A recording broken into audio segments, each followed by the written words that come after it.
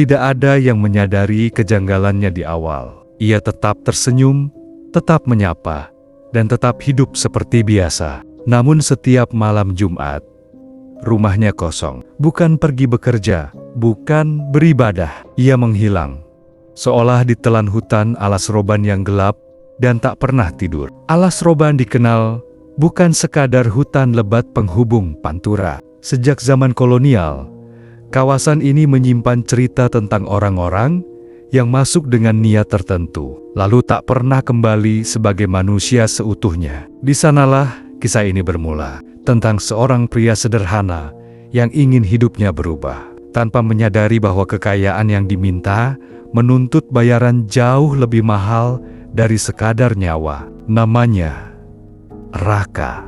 Tidak ada yang istimewa dari dirinya. Wajahnya mudah dilupakan. Pakaiannya selalu itu-itu saja.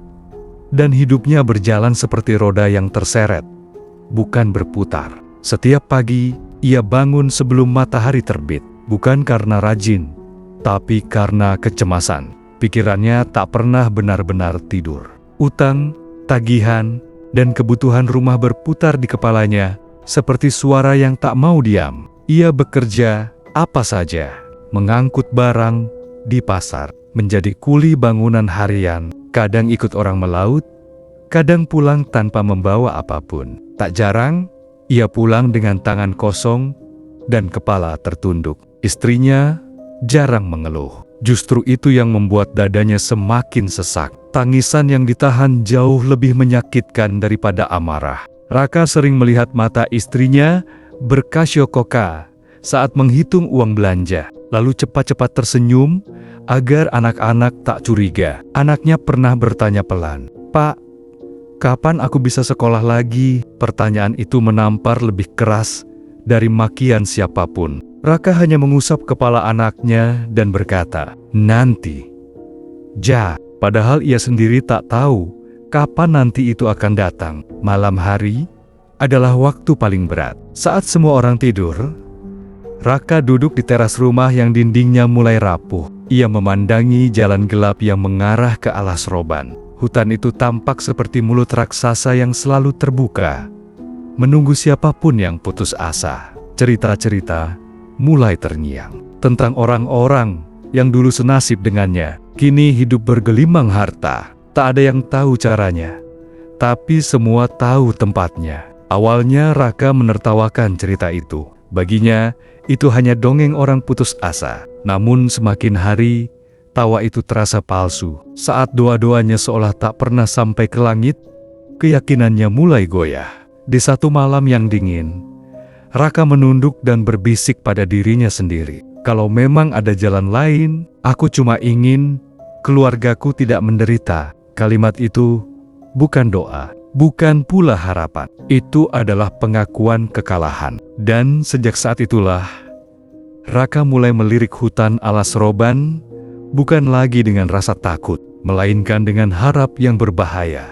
Malam Jumat itu datang terlalu cepat. Langit gelap tanpa bintang, seolah sengaja menutup mata agar tak melihat apa yang akan dilakukan Raka. Ia berpamitan pada istrinya dengan suara yang dibuat biasa. Senyumnya dipaksakan, tangannya dingin saat menggenggam gagang pintu. Ada rasa bersalah yang menusuk, tapi rasa takut kalah oleh putus asa. Langkah pertamanya ke arah alas roban terasa seperti meninggalkan dunia yang ia kenal. Semakin dalam ia berjalan, suara desa menghilang, digantikan desir angin dan gesekan daun yang terdengar seperti bisikan. Setiap langkah disertai keraguan. Keringat dingin mengalir di punggungnya, meski udara terasa beku. Di dalam dadanya, doa dan ketakutan saling bertabrakan. Ia teringat pesan orang itu, "Jangan menoleh ke belakang, apapun yang kau dengar." Namun, hutan seolah sengaja mengujinya. Ada suara langkah mengikuti.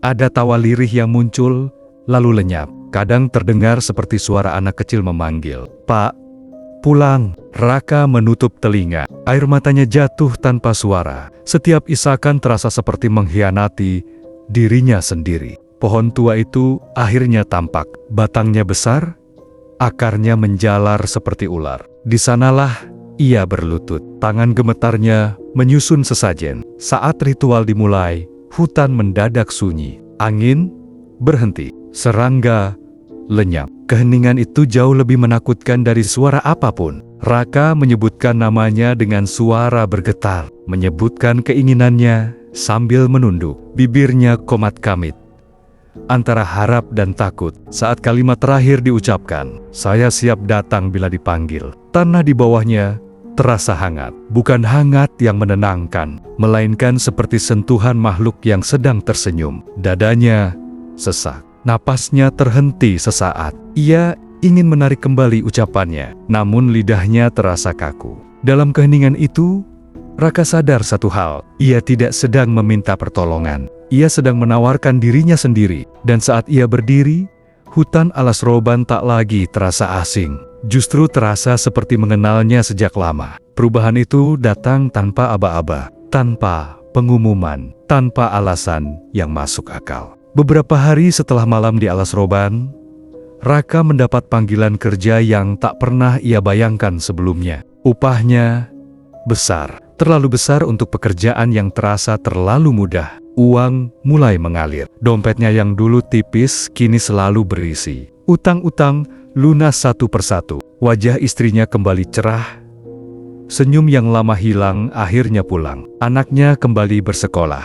Seragam baru, sepatu baru, dan tawa yang dulu hanya ada dalam kenangan, kini memenuhi rumah kecil mereka. Raka seharusnya bahagia. Ia memang bahagia, namun setiap kebahagiaan itu terasa rapuh. Seolah ada tangan tak terlihat yang sewaktu-waktu bisa merenggut semuanya. Malam Jumat pertama datang. Tubuh Raka terasa berat sejak sore. Kepalanya berdenyut, matanya sulit fokus.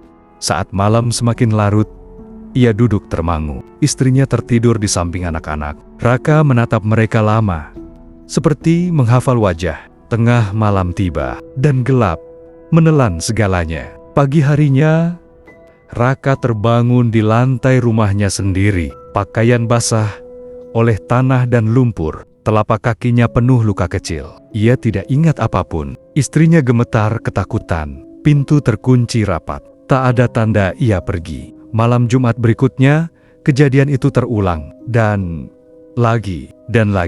Setiap kali ia kembali, tubuhnya semakin lelah. Matanya semakin kosong. Kadang, ia mencium bau hutan yang tak hilang, meski sudah mandi berkali-kali. Raka mulai takut pada uang yang dulu ia dambakan. Setiap lembar terasa berat di tangannya. Setiap tawa anaknya terasa seperti hutang yang belum lunas. Ia sadar satu hal yang mengerikan. Kekayaan itu tidak datang untuk menolongnya. Kekayaan itu datang untuk mengikatnya.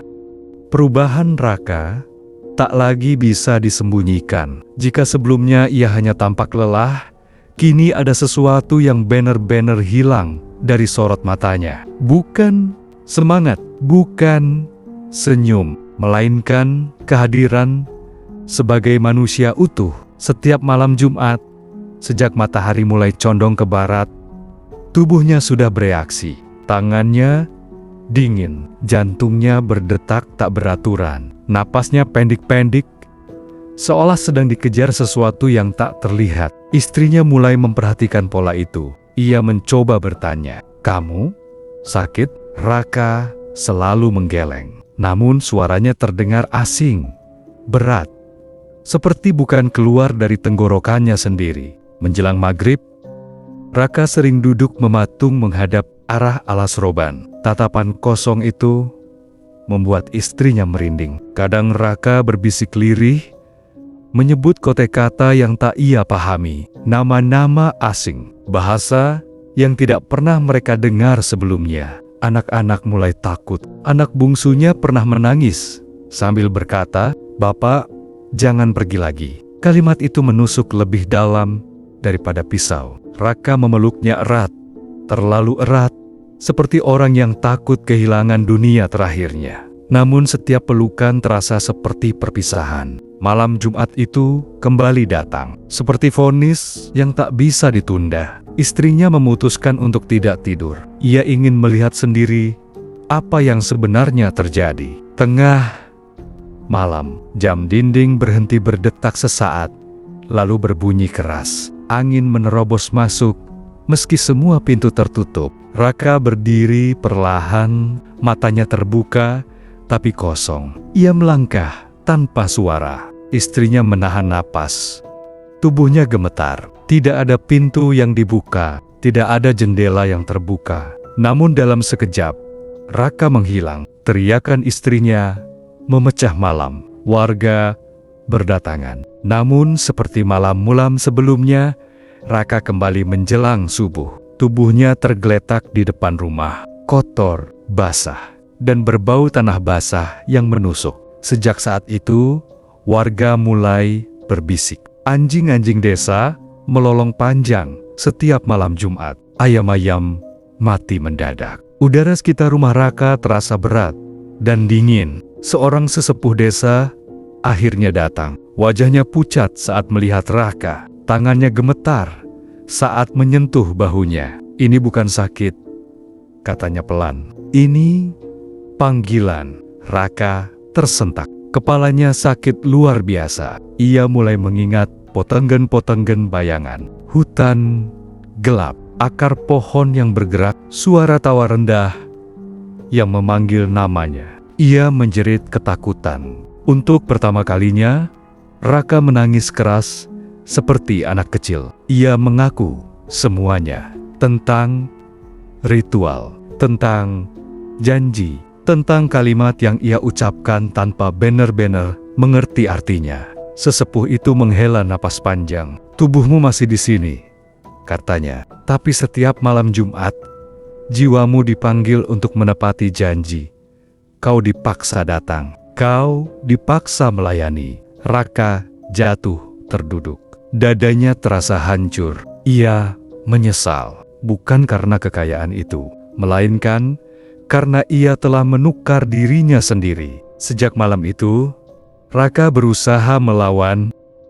Ia berdoa, ia mengurung diri, ia mengikat kakinya ke ranjang. Namun setiap malam Jumat, tubuhnya tetap menghilang. Ikatan terlepas sendiri, doa terhenti di tenggorokan, dan saat ia kembali, tubuhnya semakin kurus, semakin dingin, semakin asing. Raka sadar, ini bukan sekadar hukuman, ini adalah penagihan. Dan yang ditagih bukan uang, bukan darah, melainkan dirinya sedikit demi sedikit.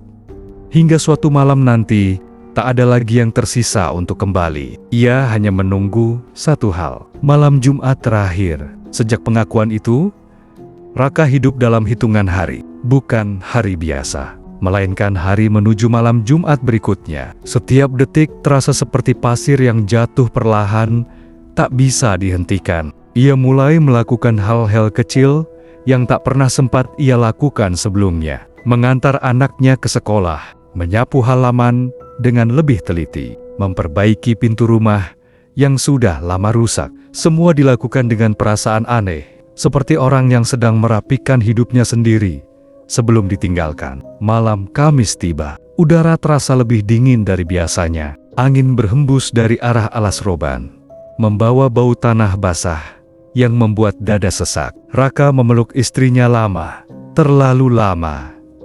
Terlalu lama. Tangannya bergetar. Ia ingin berkata banyak hal, namun tak satu pun keluar dengan utuh. "Kalau aku tidak kembali." Kalimat itu terhenti di tengah. Istrinya menangis sebelum ia sempat melanjutkan. Menjelang tengah malam, Raka duduk di ruang tengah. Lampu redup. Anak-anak tertidur. Wajah mereka terlihat damai. Dan itu justru membuat hatinya hancur. Jam berdetak semakin keras. Setiap detiknya seperti palu yang memukul kesadarannya. Tepat pukul 12, udara berubah berat. Napas Raka tersendat. Ia berlutut, menangis, memohon pada Tuhan yang terlalu lama ia abaikan. Namun panggilan itu datang juga. Lebih kuat, lebih dingin. Tubuh Raka kaku. Matanya terbuka, tapi tak lagi melihat. Dan untuk terakhir kalinya, ia menghilang. Subuh datang dengan sunyi yang aneh. Tak ada langkah kaki, tak ada suara napas, tak ada Raka.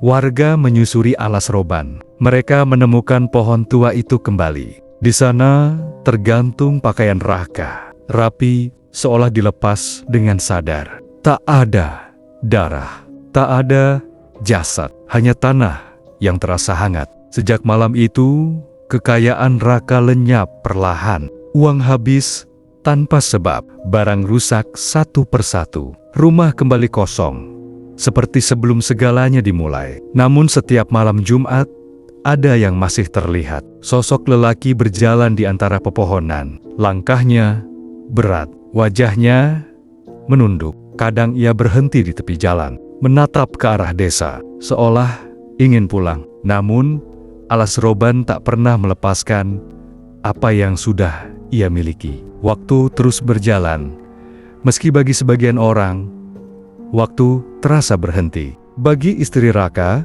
hari-hari setelah kepergian itu bukan lagi tentang pagi dan malam, melainkan tentang bertahan. Ia bangun setiap subuh dengan harapan yang sama. Mungkin hari ini Raka pulang, mungkin semua ini hanya mimpi buruk yang terlalu panjang. Namun pintu tak pernah terbuka. Langkah kaki yang dinanti tak pernah terdengar. Anak-anak mulai terbiasa dengan kehilangan. Dan itulah yang paling menyakitkan. Mereka berhenti bertanya, berhenti menunggu, hanya sesekali menatap ke arah hutan. Saat malam Jumat tiba, kekayaan yang dulu datang begitu cepat, pergi dengan cara yang lebih kejam. Usaha bangkrut tanpa sebab jelas. Uang menguap seperti asap. Rumah yang sempat diperbaiki kembali retak dan bocor. Warga desa sepakat pada satu hal. Apapun yang diambil dari alas roban, tak pernah benar-benar menjadi milik manusia. Namun cerita Raka tidak berhenti di sana. Beberapa orang mengaku melihat sosok pria berdiri di tepi jalan alas roban setiap malam Jumat. Tubuhnya kurus, bajunya lusuh, kepalanya selalu tertunduk. Jika ada kendaraan melintas dan lampunya menyorot wajah itu, orang-orang langsung mempercepat laju, karena wajah tersebut sangat mirip Raka. Terlalu mirip, hanya saja matanya kosong, bukan mata orang hidup, bukan pula mata orang mati. Sesekali, terdengar suara lirih dari arah hutan,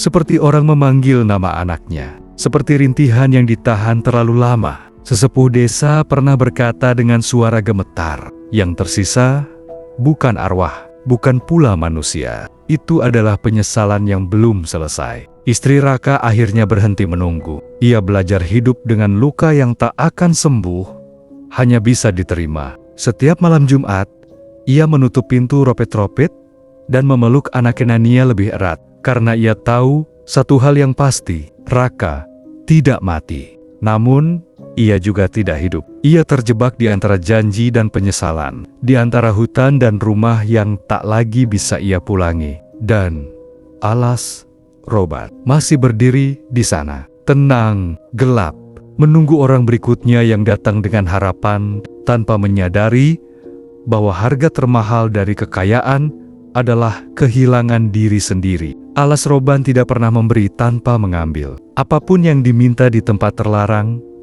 selalu dibayar dengan sesuatu yang paling berharga. Jika jalan hidup terasa berat, jangan pernah menukar iman dengan janji kekayaan. Karena tidak semua yang datang sebagai rezeki benar-benar datang dari Tuhan.